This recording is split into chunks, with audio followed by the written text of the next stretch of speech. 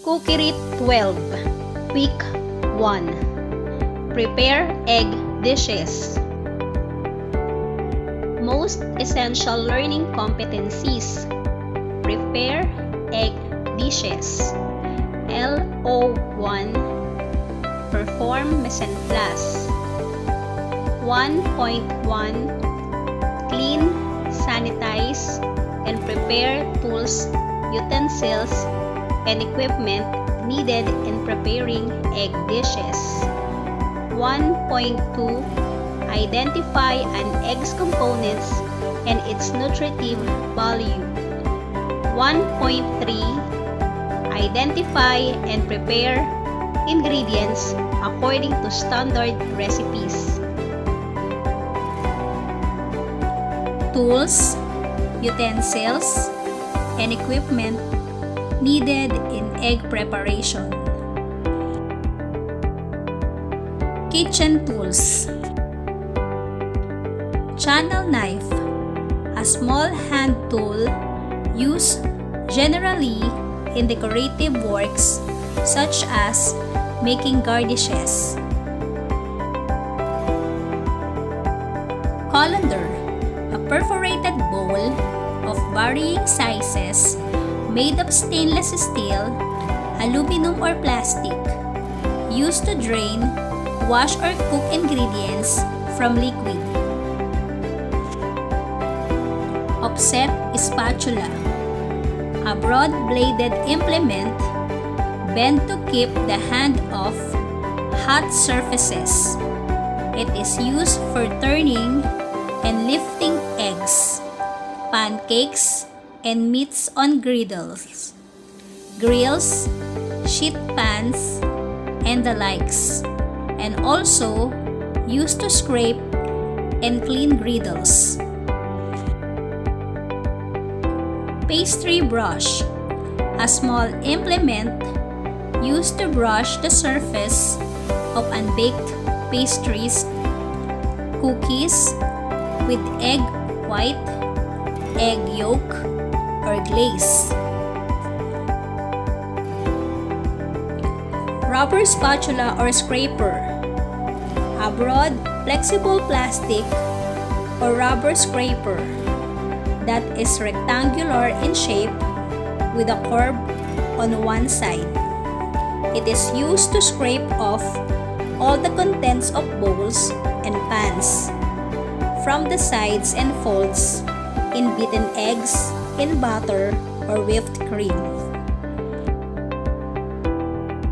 Sieve, a screen-type mesh supported by a round metal frame used for sifting dry ingredients like starch and flour.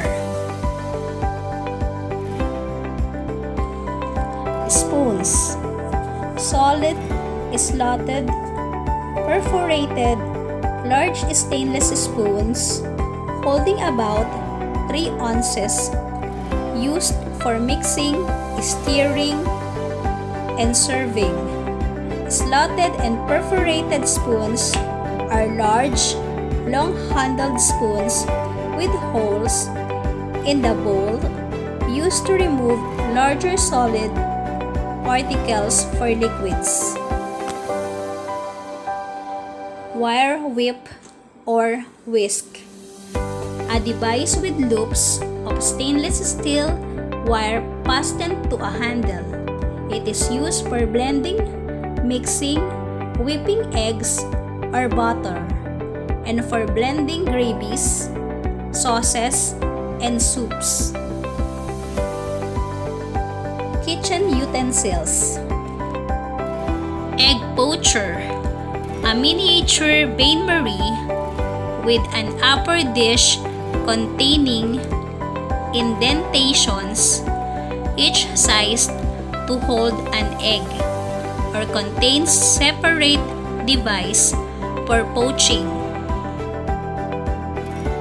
Omelette pan, a heavy-based frying usually of cast iron or copper, with rounded sloping sides, used exclusively for omelets and never washed, after used, but cleaned with absorbent paper. Measuring cup. A kitchen utensil used for measuring liquid or bulk solid cooking ingredients such as flour and sugar. Measuring spoon, used to measure an amount of an ingredient, either liquid or dry, when cooking.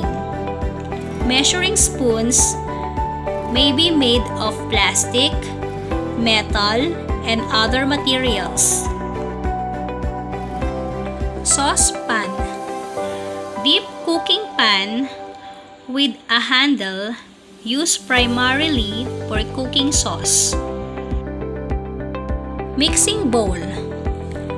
These containers have smooth, rounded interior surface with no creases to retain some mixture and is used for mixing ingredients. Kitchen equipment. Oven, a chamber or compartment used for cooking, baking, heating, or drying. Electric mixer, a handheld mixer which usually comes from various attachments, including a whisk attachment for whisking cream, butters, and egg whites, and sugar. Refrigerator, a kitchen appliance where you store food at a cool temperature. Cleaning and sanitizing tools and equipment. Cleaning is the removal of visible soil, while sanitizing means reducing the number of harmful microorganisms by using very hot water or a chemical sanitizing solution. To be effective, cleaning and sanitizing must be a two-step process. Surfaces must first be cleaned and rinsed before being sanitized. Warewashing. Warewashing is the process of washing and sanitizing dishes, glassware, flatware, and pots and pans, either manually or mechanically. Manual warewashing uses a 3-compartment sink and is used primarily for pots and pans. It is maybe used for dishes and flatware in small operations. Mechanical warewashing requires a dishwashing machine capable of washing, rinsing, and drying dishes, flatware, and glassware. In large operations, heavy-duty pot and pan washing machines have been designed to remove cooked-on food. Manual dishwashing procedure. 1. Scrape and pre-rinse.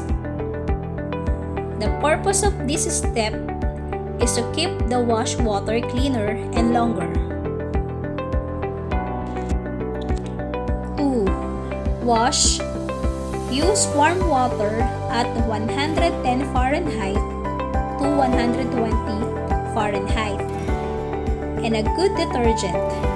Scrub well with a brush to remove all the traces of leftover and grease. 3. Rinse. Use clean warm water to rinse off detergent. Change the water frequently or use running water with an overflow. 4. Sanitize. Place utensils in a rack and immerse in hot water at 170 Fahrenheit for 30 seconds. A gas or electric heating element is needed to to hold water at this temperature. 5. Drain and air dry. Do not towel dry. This may contaminate utensils. Mechanical dishwashing. The steps in washing dishes by machine are the same as the manual methods, except that the machine does the washing, rinsing, and sanitizing. Procedure: 1. Scrape and pre-rinse. 2. Rack dishes so that the dishwasher spray will strike all surfaces. 3. Run machine for a full cycle. 4. Set the sanitizing temperatures at 180 Fahrenheit for machine that sanitizes by heat and at 140 Fahrenheit for machine that sanitizes by chemical disinfectant. 5. Air dry and inspect dishes. Do not touch food, contact surfaces. Physical structure and composition of eggs. The culinary world egg is referring as poultry or fowl products. Numerous food items have evidently used egg as an ingredient. Eggs are essential to all kinds of cooking, not only in the preparation, but as food in their own right. An egg has been described as a complete food because they are highly nutritious and used in a range of recipes. Yolks and eggs are used separately. Egg is indeed a convenient food for any meal, in and out of the house. We normally distinguish 3 parts of an egg: the shell, the egg white, and the egg yolk. But closer scrutiny reveals a much more detailed structure of an egg. Components of egg. 1. Shell. The egg's outer covering. The shell accounts for about 9 to 12% of its total weight, depending on the egg size. 2. Air cell. This is the empty space between the white and shell at the large end of the egg, which is barely existent in newly laid egg. 3. Albumen or egg white. Albumen, also called as egg white, accounts for most of an egg's liquid weight, about 67%. This is produced by the oviduct and consists of 4 alternating layers. 4. Chalaza. This is the rupee strands of egg white at both sides of the egg, which is anchored the yolk in place in the center of the thick white. 5. Germinal disc. This is the entrance of the latebra, the channel leading to the center of the yolk. 6. Membranes. There are 2 kinds of membranes, one just under the shell and the other covering the yolk. These are the shell membrane and the vitelline membrane. 7. Yolk. The yolk is the yellow to yellow-orange portion, makes up about 33% of the liquid weight of the egg. The egg yolk is formed in the ovary, thick and thin consistencies. Egg contains various nutrients needed by the body to sustain throughout the day. These nutrients help form muscle tissues and build up muscle strength. People who want to lose weight tend to eat more egg because of its low carbohydrate content. Nutrient content of egg. Whole egg calories 7.2, protein 6.3, carbohydrates 0.36, magnesium 6, calcium 28, cholesterol 186, potassium 69, sodium 71. For egg white, calories 17, protein 3.6, carbohydrates 0.24, magnesium 4, calcium 2, cholesterol 0, potassium 54, sodium 55. For egg yolk, calories 55, protein 2.7, carbohydrates 0.61, magnesium 1, calcium 22, cholesterol 186, potassium 19, sodium 8. I hope you learned something.